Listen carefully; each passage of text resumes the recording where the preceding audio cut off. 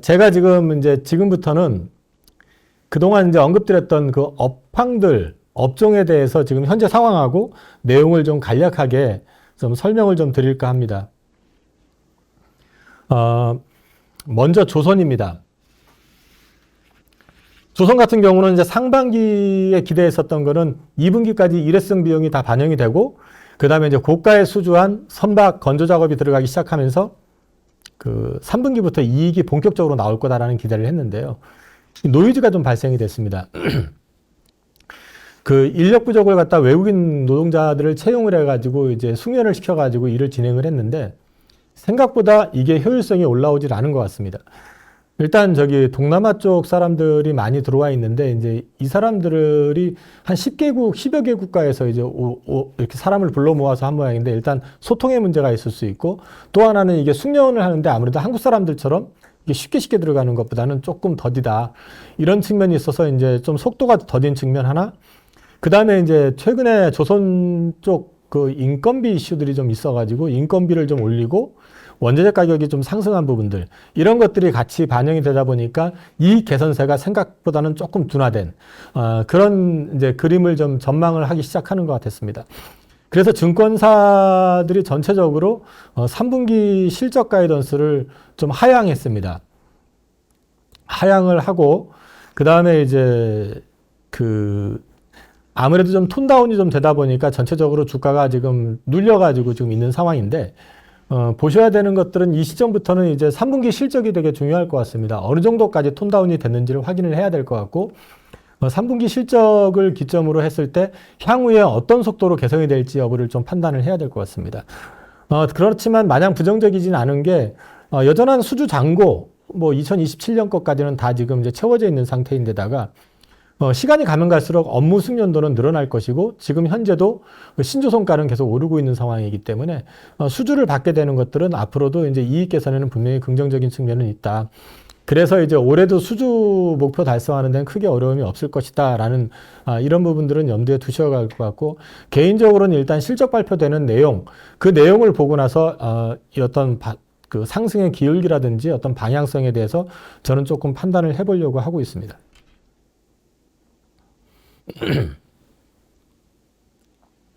반도체입니다. 이제 지난주, 이번 주 들어와가지고 이제 반도체가 좀 턴어라운드 하는 그림들이 보여지기 시작했고요. 이전에 사실 보였었는데, 이제 실적 발표 나고 나서 급하게 올라가는 쪽보다는 조금 실망했던 그런 부분이 좀 있었습니다. 그렇지만, 그 트렌드 포스라든지 디램 익스체인지, 그 다음에 각종 지표들을 통해서 확인된 거는, 업황은 바닥이 이미 확인이 됐다. 그래서 이제 레거시 제품 같은 경우는 가격이 지금 본격적으로 반등이 좀 일어나는, 특히 디램 쪽은 좀 일어나기 시작했고요.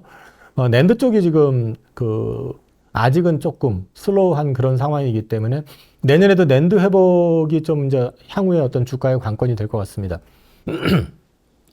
그리고 한 가지는 최근 이제 반도체 그 칩 가격의 반등은 수요가 증가해서가 아니라 공급을 축소시켜 가지고 이제 감산에 의해 가지고 지금 진행이 되고 있는 거기 때문에 사실 이게 아주 긍정적인 그림은 아닙니다. 그만큼 어렵다는 얘기이기도 하고 그 다음에 재정가 수준까지 떨어졌던 걸 갖다 이제 끌어올리기 위해서 이제 취하는 조처이기 때문에 이게 일단 바닥은 확인했다라는 측면에서는 이해를 하실 수 있지만 이게 본격적인 빅사이클은 아니다라는 얘기를 누차에 걸쳐서 말씀을 드린 바 있습니다.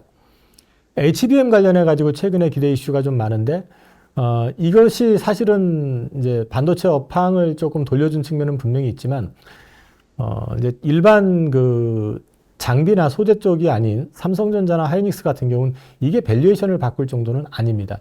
물론 장기적으로 이제 성장을 하게 되고 그 조사 기간마다 좀 차이가 있긴 합니다만 어쨌든 지금 이 규모 자체가 2027년 되면은 지금보다는 몇 배 이상 성장을 할 거라고 기대들은 지금 하고 있는 상황이잖아요. 그래서 이 부분에 어떤 포텐셜은 분명히 있다고 봅니다만 그 몇 배가 된다 하더라도 삼성전자, 하이닉스, 마이크론 테크놀로지 3사가 주도하는 구도 하에서라면 결국은 그 시장 역시도 나누어 갖게 될 가능성이 있고 그렇게 본다고 그러면은 삼성전자의 어떤 주가를 크게 올린다든지 하이닉스의 밸류를 올리는 데에서는 제한적일 가능성이 있다.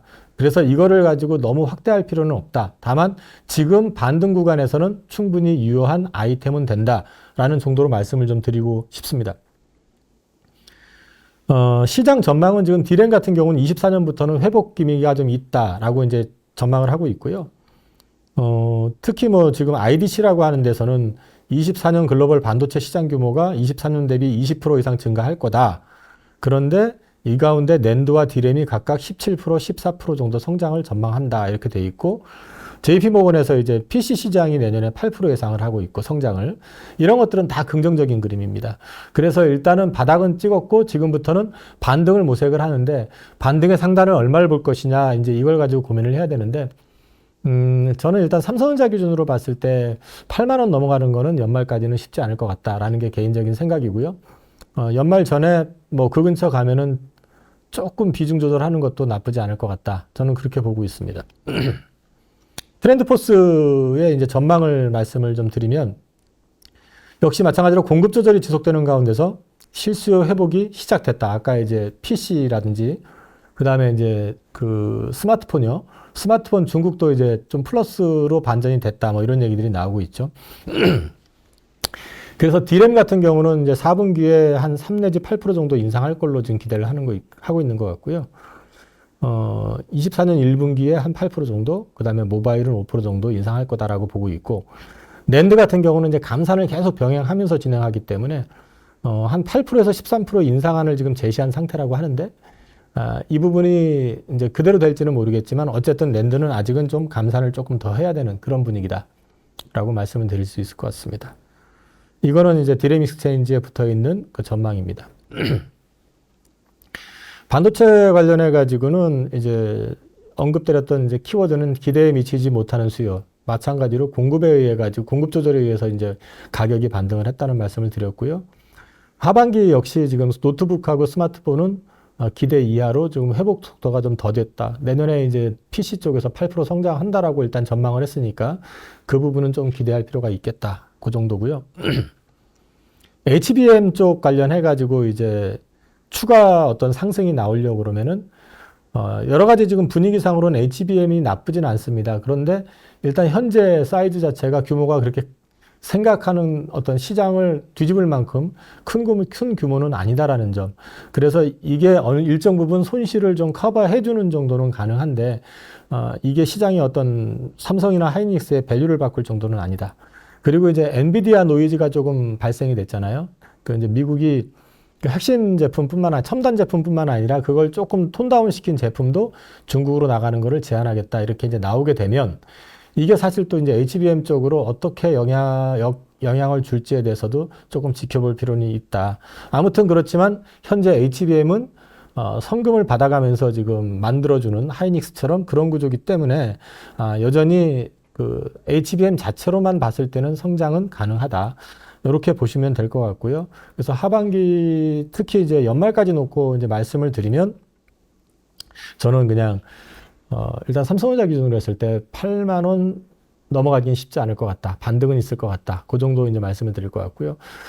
방산 쪽은 사실 지난번에 왔을 때 지난달에 제가 말씀을 드리면서 중요한 거 하나를 말씀드렸었습니다. 국회에 이제 법안이 계류가 돼 있고 이게 수출입은행 그 자본 확충과 관련된 법인데 아시다시피 요즘 이제 국회가 좀 정상화되지 않은 상황이다 보니까 통과가 무산이 됐습니다. 그 바람에 지금 그 법이 통과가 안 되니까 폴란드 쪽에서는 적극적으로 2차 계약을 계속 이제 하려고 했지만 우리가 지금 대응을 못 했었는데, 이 부분이 이제 앞으로 어떻게 전개될 것이냐에 대한 이제 딜레마는 사실 좀 있습니다. 그게 뭐냐면은 폴란드가 최근에 총선을 했는데, 정권이 좀 바뀌는 분위기입니다. 대통령은 그대로 있는데 집권당이 이제 야당 쪽으로 좀 넘어가는 분위기라서 그전부터 이제 한국산 제품 사용에 대해서 약간의 노이즈가 있었기 때문에 지금 야당이 정권을 잡았을 때 지금처럼 그렇게 갈 수 있겠느냐 또는 이제 그 톤이 어떻게 바뀔 것이냐 요건 살짝 노이즈가 있을 수 있다. 그래서 사실 조금 고민되는데 하필이면 또 어저께 보니까 아마 야당에서 또 법을 하나 다시 또 제출한 모양이더라고요. 한도를 조금 더 늘린. 그래서 원래 2배였었는데 2배를 조금 넘어가는 숫자로 해가지고 냈는데 이것이 됐든 저것이 됐든 국회 쪽에서는 사실 방산 제품을 팔아가지고 우리나라가 잘 먹고 잘 살면 좋은 거냐라는 노이즈가 있을 수 있지만 그거는 분명히 방산이라는 게 뭐 전쟁을 하기 위한 게 아니라 전쟁을 막기 위한 목적도 있잖아요. 그래서 이거를 꼭 한 방향으로 생각하실 필요는 없고 또 특히 우리나라의 국익에 어떤 도움이 된다고 했을 경우에는 남들이 다 하는 부분을 갖다 우리가 애써 외면할 필요도 또 없다라는 측면에서 봤을 때 이거는 빨리 국회에서 통과를 시켜줘야지 우리나라한테 기회가 있을 때 우리가 그걸 가져갈 수 있지 않을까 이런 생각을 하고 있고 그것이 빨리 통과되기를 기대하고 있습니다. 폴란드 관련해가지고는 지금 뭐 계약 규모 뭐 1차가 지금 17조 원인데 원래 당최 기대했었던 거는 2차는 30조였었습니다. 근데 이게 지금 현재 그 수출입은행 그 자본 확충 문제 때문에 지금 하질 못하고 있고요. 폴란드뿐만 아니라 앞에서 이제 보시면은 국방비 지출액 내에서 유럽이 차지하는 비중, 이 선 차트를 보시면은 고개를 들고 있는 게 눈에 보이지 않습니까?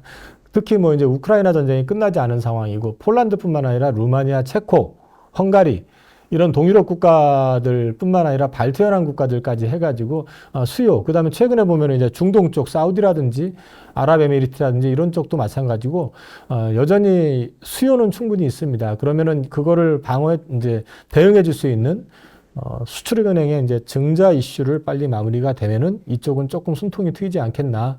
그다음에 이제 폴란드는 그 나라 정치 현황을 좀 지켜봐야 되는 그런 상황이 조금 이제 갈린 것 같고요. 이거는 지금 그 그린 에너지에도 해당이 되고 그다음에 이제 전기차 우리나라로 얘기하면 이제 배터리에도 좀 해당이 되는 이슈인데 트럼프가 집권하게 되면은 이제 자기가 공언을 했죠.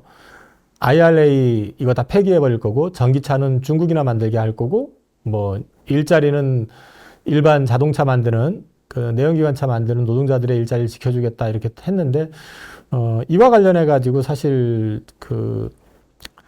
최근에 컨퍼런스라든지 각종 이제 학회 이런 회의 같은 게 있었는데 거기서 이제 밝힌 내용들을 종합해서 보면은 지금 현재 이게 이제 미래 청정에너지 공급망의 중심이 되려고 이제 경쟁을 하고 있는 측면이 있고 첨단 기술과 관련된 부분이 사실 트럼프 행정부 때 전기차도 스톱시켜버리고 그린은 그냥 진행을 했었습니다만 여러 가지를 갖다 사실 이제 중단을 시켰던 여파가 지금 부작용이 사실 중국이 그 부분을 갖다가 미국보다 지금 앞서 있거나 지금 확장을 시켜놓은 그런 결과를 초래했기 때문에 추가로 공화당이 집권한다고 해서 이걸 폐지하는 건 쉽지 않을 것이다 라고 지금 보고 있고요. 그 다음에 이제 타임지에서는 뭐 법을 제정하는 것도 어렵지만은 법을 폐기하는 건 더 어렵다라는 거고요. 이 공화당이 지금 상하원 다수당을 이제 차지하고 있는 상황에서 만약에 지금 현재는 상원은 지금 민주당이 지금 장악하고 있지만요. 행정부까지 지지한다고 가정을 하더라도 중요한 건 뭐냐면은 예를 들어 가지고 지금 우리나라의 배터리 공장들 들어가는 쪽이 다 보면은 상당 부분이 공화당 지역구입니다. 지금 공화당 의원들이 지금 장악하고 있는 주 지역구를 지금 가지고 있기 때문에 이게 지금 단순히 뭐 민주당한테만의 수혜가 들어가는 게 아니라 공화당 의원들도 이해관계가 다 또 엇갈리게 된다는 거기 때문에 트럼프 말을 그냥 액면대로만 받아들일 필요는 없지 않을까 이렇게 지금 이제 저는 보고 있고 시장에서도 조금 보고 있습니다. 이런 측면도 있다는 거고요. 그 다음에 이제 2차 전지 관련해 가지고 주가가 급락했었던 이유는 얼마 전에 에코프로 BM 실적이 나왔지만은 이제 뭐 시장 예상치를 하회한 건 물론이고 가이던스보다 낮춰가지고 예상했던 거에 반토막이 났었지 않습니까? 근데 이제 아직 그 내용을 구체적으로 오픈을 안 했지만 상당 부분이 아마 원자재 재고와 관련된 부분일 가능성이 높습니다. 특히 이제 생산 캐파가 크면 클수록 재고가 많기 때문에 리튬이라든지 생산 소재를 갖다가 재고를 가져다 놓고 하다 보니까 이게 비싸게 산 게 원자재로 소재로 투입이 돼가지고 제조를 하다 보니까 당연히 제조 원가는 올라가고 배터리 쪽으로 공급하는 양극재 판가는 이거와 연동이 돼 있으니까 떨어지고 하니까 이익도 줄어들게 될 것이고 그 다음에 재고로 갖고 있는 이 소재들 역시 매입해놓은 단가가 있기 때문에 그게 시간이 가면 갈수록 뭐 더 싸게 들어오는 것도 있기 때문에 당연히 가격은 평균 가격은 떨어지겠지만 어쨌든 그게 손실을 계속해서 초래했을 가능성이 좀 있다. 그래서 이익이 많이 줄었다라고 보신다고 한다면은 그 중심에 양극재 쪽에 사실 지금 그 판가 그러니까 원가의 그 반 이상 과반 한 70% 이상이 아마 이 리튬과 관련되어 있는 걸로 알고 있는데 리튬 가격 자체가 보시면 드라마틱하게 그동안 빠졌지 않습니까? 그렇게 빠졌던 것들이 지난주 후반부터 시작해가지고 지금 보면은 가격이 조금씩 반등을 주고 있다. 이런 측면은 원자재 재고에도 플러스 효과지만은 판가 추가 인하 압력을 완충시켜주는 역할도 할 수 있고 그 다음에 궁극적으로는 이익 개선에도 좀 도움을 줄 수 있다라는 게 개인적인 생각입니다. 그래서 저는 지금 3분기는 어차피 그 실적 부분에서 2차 전지 섹터 전반이 최악의 구간일 것이고 실적 바닥일 거라고 시장에서 애널리스트들도 다 그렇게 전망을 했었고요. 그게 이제 예상했던 것보다 더 많이 빠져서 충격이기는 했지만 큰 기조는 바뀐 것 같지는 않다. 그리고 3분기 실적을 열어보니까 거기에 지금 전체적으로 가격 하락한 거에 비해서는 매출이 크게 줄지 않았다. 그 얘기는 판매량은 늘어났다는 얘기죠. 그럼 Q가 늘어나고 있다라는 측면에서 본다고 하면은 다시 판가가 조금씩 회복이 되게 되면은 이 개선 속도는 그만큼 빨라질 수 있다. 이제 그런 측면을 보셔야 돼서 지금은 바닥 구간을 확인하고 지나가는 구간이다라고 이제 보시면 될 것 같고요. 요 그림을 제가 갖다 붙인 거는 옆에 이제 LG엔솔이나 SK온, 삼성 SDI를 놓고 보시면은 이 가동되는 시점이 있습니다. 북미 생산 공장. 딱 보시면은 대체적으로 보면 24년 그리고 대부분은 25년 가동으로 지금 잡혀 있을 겁니다. 이 얘기는 무슨 얘기냐면은 배터리 공장 지금 북미 쪽으로 진출한 것들이 본격 가동은 대개 24년 후반 25년도부터 본격 가동이 된다라고 보면 이게 그 시점부터는 매출이 크게 늘어날 가능성이 높다라는 얘기죠. 어차피 지금 바인딩 계약을 통해 가지고 배터리 셀 공장을 지금 만들고 있는 중간이기 때문에 이게 그때부터 가동이 된다는 얘기는 그때부터 전기차, 신차의 퍼포먼스들이 본격적으로 나타날 가능성이 높다라는 측면에서 봤을 때 중기적인 어떤 상승의 어떤 그림, 우상향의 그림은 여전히 살아있다라는 것을 말씀을 드리려고 하는 거고요. 2차 전지는 그래서 제가 말씀드리고자 하는 거는 3분기가 일단 기술적인 측면에서 또는 가격적인 측면에서 저점일 가능성이 높다.